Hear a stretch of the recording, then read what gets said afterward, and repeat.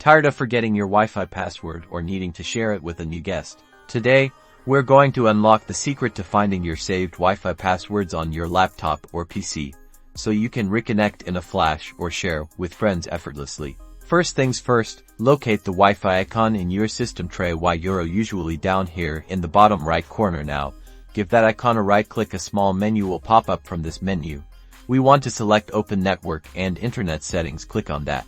This will open up your network settings on the left-hand side. Make sure you're on the Status tab, then look for an option that says Change Connection Properties or something similar, and click it. You'll now see a list of all the Wi-Fi networks your computer has connected to in the past. Find the network for which you want to retrieve the password. It might be the one you're currently connected to, or one you've used before.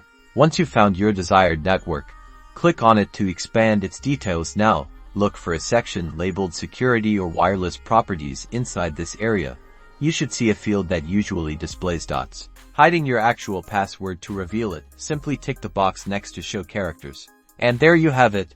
Your Wi-Fi password is now visible. You can then easily copy and paste it for anyone who needs it, or simply reconnect to your network without any hassle.